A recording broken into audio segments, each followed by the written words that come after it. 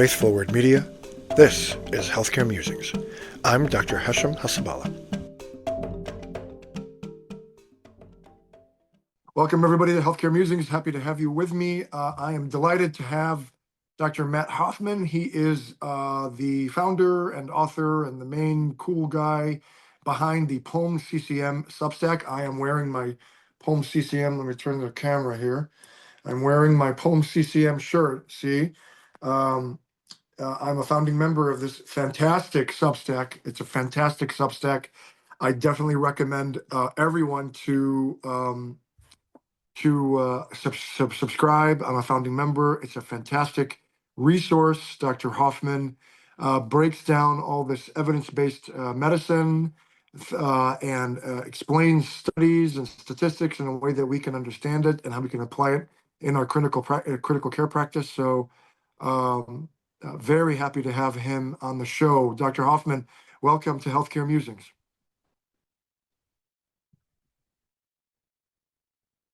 Thanks, Hisham. It's great to be here. Thanks for having me. I've been looking forward to it, and been following what you've been doing for a while with great interest.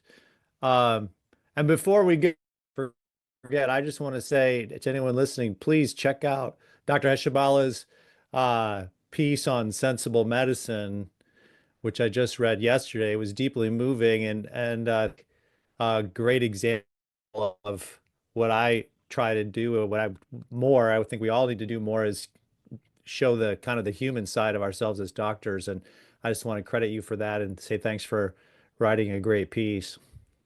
Oh, thank you so much. Yeah, thank you very much. It's easy to talk about death until you face it. I'll put the link to that article. Thank you, Dr. Hoffman. I did not pay him for that. That was totally spontaneous. I'll thank you for that plug, and I will put that link to that article in the show notes. I'll also the link to the Substack. So, kind of, Dr. Hoffman, tell me kind of where you're at, like your journey to where you are clinically, and then what led you to start the Substack. I lost you there for like 10 seconds. Sorry, man. So I No, had frozen screen. If you would just want to maybe rewind a sure. little bit. Yeah. Yeah, there's some today that have some technical difficulty, but just wanted to get your journey as a clinician and what led you to start the Substack. Yeah. So I'm just a humble country doctor. I sometimes like to say, which has been true at various points, but um no, I trained here in Atlanta in the Southeast, and during training, this was back in the early 2010s. I just realized and noticed what I think we all have, which is just the ad hoc, you know, result of natural market forces over the last 50 years in publishing and medical publishing or whatever have just resulted in this sometimes wonderful, sometimes bewildering ecosystem of competing journals and professional societies and so on. And I just kind of looked around, just trying to be a good boy and do what thought I was supposed to do and read everything, and quickly saw how impossible that was. Not even just from volume alone, of course, but really just you needed a PhD in librarianism just to find the articles. And Google search was not back then what it is now either. So I just started putting together it was actually like a Google, whatever they called the Google blogs back then. Just like a little sheet that I would post and email it out to, oh gosh, it was like 50 people to start with. And things progressed from there. It went on to WordPress a few well, a year or two later, and then uh got some traction, of course, and then went on to MedPage Today for a while. Oh, wow. Uh, well, yeah, that was the thing that got me was that I didn't realize going into it is it's actually expensive to run a newsletter like that. Like I thought, everything is free. That's how it kind of seems as on the user side of things. And Mm-hmm. Google offers all these amazing free products, and I think we've all kind of been led to trained to believe that. But it turns out to email out, 20, 30,000 people that alone cost about $500 a month. And Wow. yeah, on MailChimp, Yeah, yeah. they ended up becoming a multi-billion-dollar company based on, mostly small businesses like and newsletters like PulmCCM. But yeah, that and the hosting and everything. So that was all the tech support because the WordPress site was all tricked out with all kinds of fun stuff. But it would crash all the time. And so yeah, so sold went to this ad model, and then MedPage Today was instrumental at making it viable from that standpoint. And that went okay until the pandemic, and then the kind of the bottom dropped out of the ad market, and then I closed up shop. You couldn't do it really anymore. And Really. also, yeah, well, it was I could have done it out of my own pocket, I guess, but it was costing about 10 grand a year to run it. So then it folded, and then Substack came along, and the crazy thing, I'd like to say thank you. We probably won't hear this, but there was one person who, and I didn't know you could do this. I had just had put it on Substack, and I said, well, maybe I'll get back to it someday. This was 2022, maybe. One guy, maybe a guy, I think it was a guy, um, pledged, and I didn't know you could do this, but you can on Substack on a publication that's not accepting paid subscriptions, you can say, hey, if you do, I'll give you whatever, $50. And this one guy did that. And then before that, I was not even seriously considering doing it. I was thinking maybe I'd find someone with younger, with more energy like you to take it over or something like that. And then uh, that just got me thinking. And then I put it out there, and a bunch of other people pledged, and here we are. So I'd just like to pause here and say thank you to I wish I could find out who that was. It's lost to posterity, and to everyone else who's brought it back and made it worthwhile for me certainly, and I hopefully for you all too. Thank you. Oh, absolutely. So you're a critical care doctor, right? And you're practicing in the Atlanta area, or Yeah. I'm critical care trained, internal medicine, critical care, doing strictly contract work since the pandemic, and uh, that's been the best thing that ever happened to me. I won't say it was exactly a choice, but it was something that I kind of fell into, and since then it's turned out to be as ideal as any of us can find in an increasingly tough world to find balance in. yeah, absolutely. And so does that how it gives you time to go through like how do you keep up with the literature? Like where do you get Google like alerts, or are you subscribed to all these journals, or because it's like I will wait until you get to an article that I'll see on a med page. Like I get all these emails and stuff. I get the MedPage news every day to kind of look and give me podcast ideas. But do you? And then they'll have like articles, whatever. And I'm also subscribed to JAMA, and I'm a member of the AMA. So I get those journals. But do you?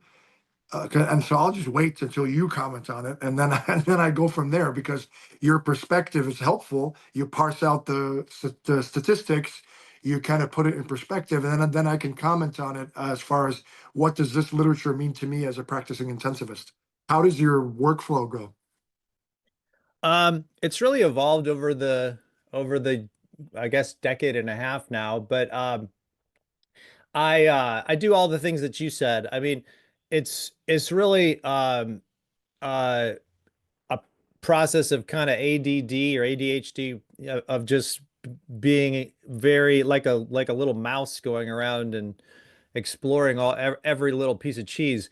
It's just hard to you have to find people that are already curating it, like Critical Care Reviews, MedPage Today. I mean, I look at all of these different sources, at least scan them up to date. I mean, I'm going and the journal tables of contents of at least 10 or 15 journals. Mm, So, and as will, I'm sure, become apparent if it hasn't already, I'm missing things too.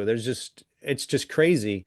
I mean, I'm not complaining about it because it's actually given me this niche to do something that I've always kind of wanted to do, always wanted to merge medicine and journalism somehow.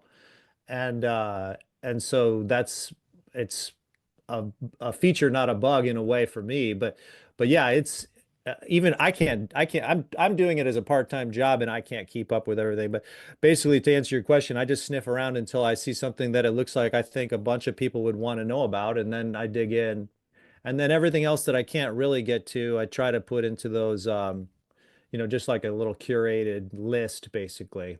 Yeah, those are really cool. And the year in review and what you should know. That's very helpful. Do you think, looking at the literature, is there a lot of is it fluff more than substance, or is it, or I know people are trying to do good work, but is it a lot of fluff that these journals need to get, just to get out there to make themselves relevant, or to keep in business? What's your sense? Well, it's a good question. I mean, again, it's like someone once said, I used to be this, I don't know, in my 20s and 30s, I had this finely honed sense of, moral outrage at all of the injustices, well, of the world, of course, but then in medicine and medical publishing and healthcare, and I still have, some of those instincts. Um, but I remember reading one time that when describing why and how the situation has persisted in healthcare spending and funding generally, I'm shifting a little bit, is every wasted dollar of healthcare spending is somebody's mortgage payment. And when you look at all of this in that context, it just starts to make a little bit more sense. So basically, everyone's got to eat, and what I go back to is first principles, and I say, well, randomized controlled trials are actually, and advanced statistics separately and together, are actually kind of a miracle. I mean, they're this miraculous gift that we've stumbled upon, or God or the universe has allowed us to discover and harness. And we've only had these for 80 years. I mean, the streptomycin trials and TB were in like 1948 or something like that. Hmm. We didn't even have, and then randomized trials were, by our standards today, would be they were kind of a comical. They were like 20 patients here and 20 patients there. We didn't have advanced statistics, didn't have standardization of trials until like the mid to late 90s. Yeah. The consort statement and the spirit statement, and people really getting a level of sophistication about this stuff. And so we're still in early days. And but to answer your question just bluntly, I mean, the fact is, these journals, there are so many of them, they got to fill up the pages. And they've got this wonderful source, which is all these, every academic who's got to eat and publish or perish, and who are all too happy to, to supply the content. So out of every uh, journal, even critical care focused journal issue that I would read, I mean, it's probably like a 1 in 5 chance that there's even something in there to write about, Comments because about. yeah. But it's interesting. The randomized, you're right. The randomized trial is a miracle, and you helped me see that depending on how the statistics go, you could make it say what, like, you can make it say whatever you want it to say, right? Or if it came out different than what your hypothesis was, then you spin it in the discussion. Or I was reading, I don't know if it was with yours, that if you reanalyze using different statistical methods, you can come out with a different result. So like, how can that how can that be? Like, how is it that you can change just the test that you use, and you come out with the same data set, same thing, same everything, and you come out with a different result? How does that happen? Yeah, so that's really where we get into consort and spirit, and the because that stuff was going on all the time. I mean, uh who knows how much it was really going on, because that's the point. It was not visible. Investigators would would get you get the data, and then you find a conclusion that fits the data as opposed to testing a hypothesis. And so the real way to secure against that, which I hope is fairly uh, reliable or has integrity, is this following the pre-publication of your protocol and so on. I mean, you that's what clinicaltrials.gov is really all about, is, or one of the big things it's all about is to force everybody to go, put their chip down on the board before they play and say, Hmm. this is what we're doing and what we're looking for and what we're testing and how, at least the broad contours of that. So you can't after the fact say, well, actually, no, the secondary outcome was what we were really looking for. And so that's vital. And then that also is a great bulwark against, or at least a tracker of publication bias, because you sign and seal. You're supposed to sign and seal that and put it on clinicaltrials.gov, and then it's there, and then we can say, oh, well, yeah, this was positive, but there was 30 trials that they never finished, probably because they were going to be negative, Mm. testing the same thing. Um, and that's far from foolproof. I think there's people writing extensively about how easily that can all be gamed and so on. But to answer your question, I feel like randomized trials uh, are, for the most part, in terms of the results and interpreting the results, they're fairly clear cut, except when they do the Bayesian stuff. That's the new phase of, you know, baffle them with bullshit, if we can say that here. I don't even can you help me understand that? I don't even understand. No, no, we'll have to get Raphael. I don't want to mispronounce his last name. Olivier or something. Yeah. Olivete, yeah. He's much smarter than I am. And I've thought about trying to get a statistician, who put a pass a collection plate around for pledges or whatever to pay a part-time statistician to really talk to us about this stuff. But I mean, I understand. I keep reading and reading and reading about Bayesian stuff, and I'm even taking like Coursera courses and stuff to get up on it. And I mean, I don't know. I know more than nothing about it.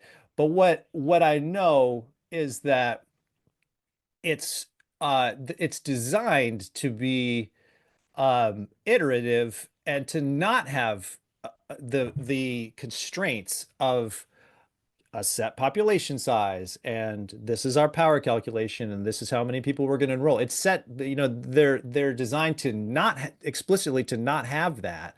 And so it's uh it's a feature, not a bug, as far as they would say, to people who advocate for this, to be able to go down and kind of oh, there more patients are having this effect with this intervention or this in this subgroup. Let's intentionally randomize more people into that. Well, it's kind of like playing streaks in roulette or something. Hmm. You can find, maybe you find a real effect faster, or in the opposite case, let's say that it looks like more people are being harmed in this arm, you shut it down too early, and then was that chance? You never got to a level of what we would call adequate power. That's what the people selling these trials are selling. You don't have to enroll as many people, but we'll still get you the results. Well, there's no, nature doesn't allow you to take shortcuts, I don't think, like that so easily without a trade-off, which in an intensely complex and opaque statistical matrix that no one, including them, can probably understand, they would tell us, oh, no, no, we've got that covered here. So I think they're wonderful. I think in a context of having these platform trials like Remap and I forget the other ones, Active, and the one for pneumonia, Hmm. massive platforms where they can just keep feeding people, bringing people into the trials. Uh, now you can maybe have the best of both worlds. You've got a Bayesian, you can play these Bayesian angles, but then you also actually have the numbers to say something substantive about the overall populations and so on. That's So right. yeah. Right. Well, I mean, it's important to know because I mean, if it's not, if you're if you're sending a message about this is what we should do for pneumonia or sepsis or DKA or whatever, you want to make sure that there's that the data is real. Like you, I think for you, I learned that you highlight, okay, is this a low income country or a high income country? And that I didn't realize that there was a difference. Like I was like, oh, like now I'm much more skeptical. Why did you, what is, and you explain it in the Substack, but can you help the audience understand, like there really is a difference depending on where it's published? We think we're country agnostic, or it's just every researcher in the whole world it has the same ideal and everything, but turns out that it's not, huh? Well, I don't know. I mean, Hmm, and that's the thing is, um, you don't want to speak in generalities about entire countries. It's because you're immediately wrong, and right. it's just not it's not fair or correct. At the same time, uh, we have to look at retraction rates and these kind of things. And in certain countries, there's retraction rates at different times in different areas of biomedical research are just an order of magnitude or two or three higher. And Wow. yeah, oh, yeah. And but more to the point, it's not that I certainly don't say or hear or anywhere else, I hope, uh oh, they can't you can't, these trials are not to be believed, or you can't do good research in these countries. No, I don't believe that at all. I just think that we already talk about how uh difficult or perilous it can be to extrapolate from one trial at one center in the US to another center in another state.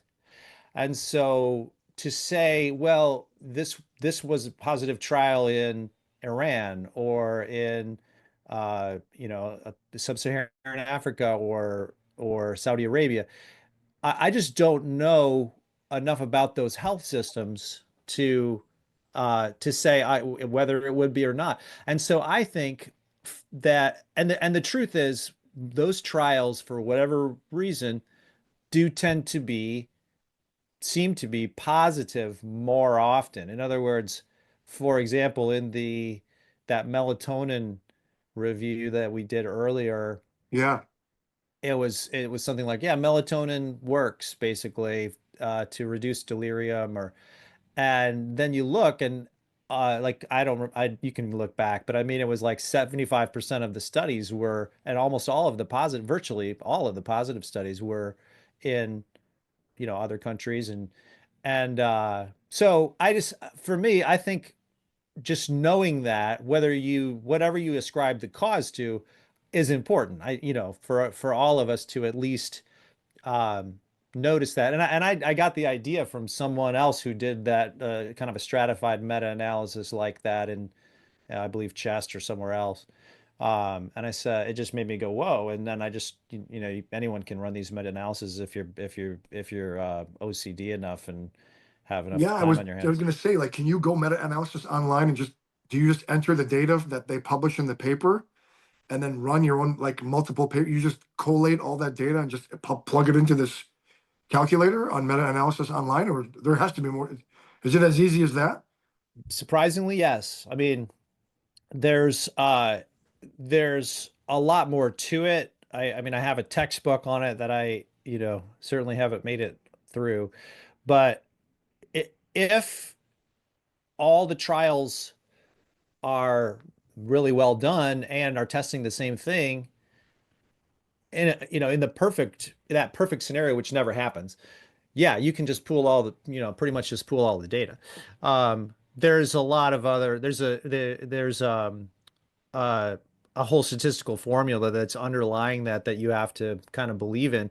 But those same methods that are commonly used in almost all meta-analyses are built into that. And I mean, I get the same results that the original authors get if I put their same data in as their meta-analysis. So I am not a statistician and I don't play one on TV, but Right. uh, but it seems to work. And again, your mileage may vary. It's a newsletter and not a. I don't pretend to be the um, a statistical conference or something. Right, right, right. Because I'm in the, speaking for sepsis, I'm in the aggressive fluid camp, right? Like I don't believe in just giving, being restrictive. I'm in the liberal camp, and I know that they've done multiple randomized trials trying to prove that the liberal is worse, and they keep coming back saying there's no difference. And then I love how they spin. That means, well, restrictive is it's not bad, but I'm like, well, but it's not better either, right? And so the nurses in my unit called me Dr. Hasabolis because I'm big, I'm a big fluid guy. Not forever, not unlimited, but aggressive. Not under clubbing resuscitation in somebody who comes in probably dry, probably hypovolemic. I'm in the aggressive camp. They do all these randomized trials. I think I'm going to podcast about it. How all these randomized trials show there's no difference, and I've been vindicated as Dr. Hasabolis, right? So it's just interesting. They have these religious beliefs that they keep one testing in trials, right? And it keeps coming against what they're saying. But I love how they spin it in the discussion, right? Yeah, well, the discussion is the is the I don't know the last refuge of, like you say, whatever someone's biases or religious belief about a particular therapy is, and it's yeah, you can spin things lots of different ways there. But Yep. tell me, so how liberal? So what would you do for a 70 kilogram I would, uh, person? so I would do minimum 2 liters, Hmm. minimum. And Yeah. if they're still hypotensive and fluid responsive, I'll keep giving them fluid. So you do If they check for stop, fluid responsiveness? what was that?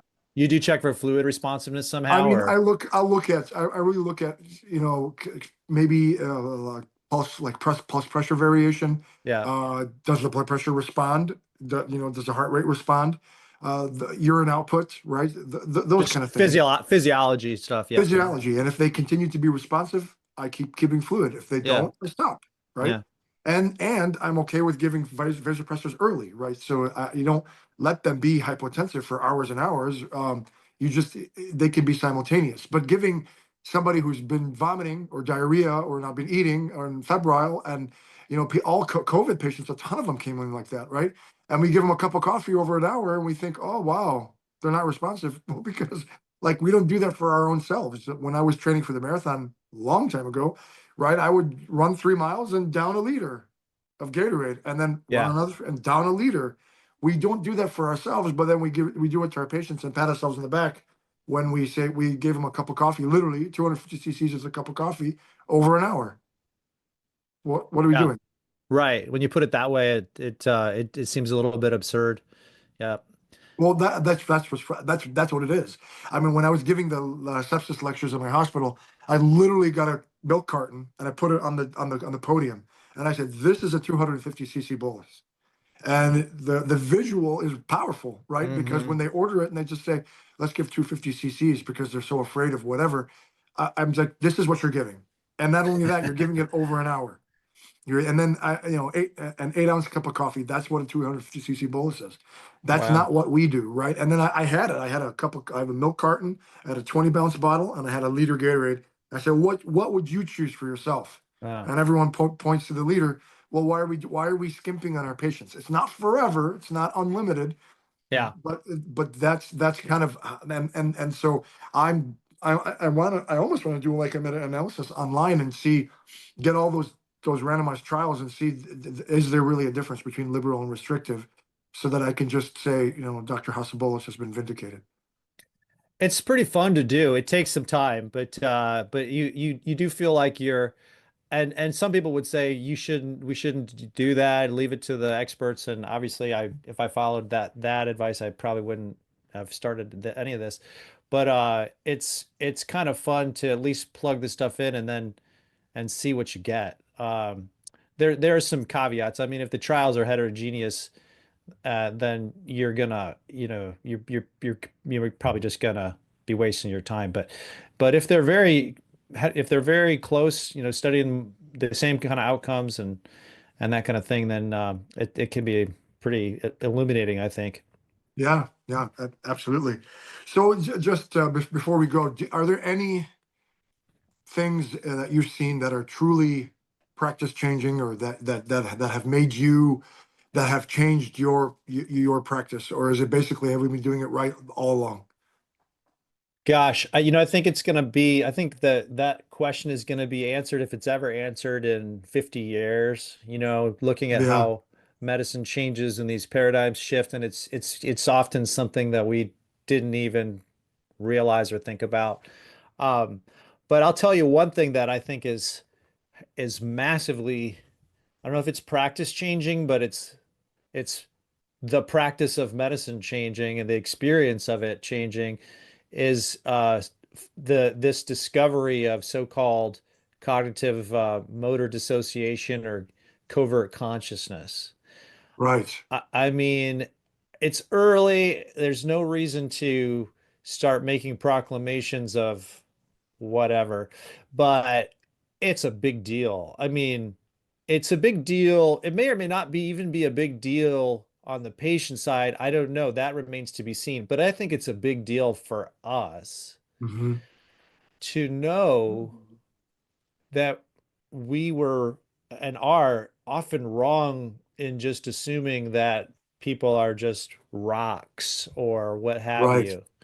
Um, and no one, I think, yet knows what is going on subjectively for these folks, but something is, not nothing. And that's changed a lot for me. It's hard. It's actually made the job easier and harder. You know what I'm talking about. It's yeah, just that's a person in there, and you got you got a hard day to get through and a lot of crazy stuff going on, and you can't, no one, I don't think, at least not me, has an unlimited well of empathy where every room you go into and it's like you're engaging deeply with someone who can't interact with you. But right. I've found that I have a much more open, or I engage with that person as a person much more than I do, even if it's just inside of me or just with the tone of my voice or what have you. But that's that whole line of research is fascinating to me, and I think is going to have some substantial changes, although not right away, in how we do things. For me, I've become more where I'll talk to them. Hey, Mr. Smith. Hi, Mrs. Yeah, Johnson. I'm Dr. Hasabala. I'm just coming to check in on you. At for me, and at the same time, actually, I think it helps goals of care conversations, because I say research is saying that sometimes they actually may be in there, but they can't do anything. They can't yeah, interact. They can't eat, they can't get up, they can't be like they used to be. Do they want to live like that? I would not mm, want to live like that. There's no mm, way I would want to live like that, where I'm trapped in there and I can't, I'm just stuck in a body. That would be horror for me, yeah, right? I think it helps in saying there are some people after devastating injuries like this who have they can, they have cognition, but they can't manifest it in a motor, and they're trapped in their body. Would they want to live like this? I think it enhances our goals of care conversation. In my opinion, I think it's not like it's scary we're letting people go early. It's more information for me to understand, does your loved one, or would you want to live like this? I wouldn't, not at yeah, all. yeah. It definitely changes them. I think it's unique to each one, and different families will take it different ways. Um, for me, it like I say, it makes it easier and harder both somehow. It causes me more distress to know that they might be in there. Um, it's it. I feel like I'm not relieving the family's uncertainty anymore, and in some ways maybe adding to it. Yeah. Um, but I feel the same as what you've just described for myself. Mhm. It's so early. I feel like I don't even know what to tell people. I try to convey the research as best I can, but even that's still just such a black box. Right, right. That it's early days, but yeah, it definitely changes things. Yeah, absolutely. Well, Dr. Matt Hoffman, thanks for everything you do for PulmCCM. Thanks for the newsletter. I love to get your in. Today's was about where we're recording this on Monday, May 12th. And today you talked published IV iron. That was cool. And I responded and I commented. I always like to interact with you on the Substack. I encourage everybody to join and subscribe. And like I said, I'm a founding member. It's a great service. Thank you, sir, for all you do. And we'll see you out there. Looking forward to it. Thanks for the time.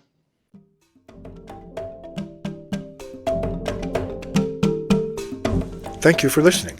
Sign up at healthcaremusings.com to get every episode delivered directly to your email. And please don't forget to leave a 5-star review. Thank you so much.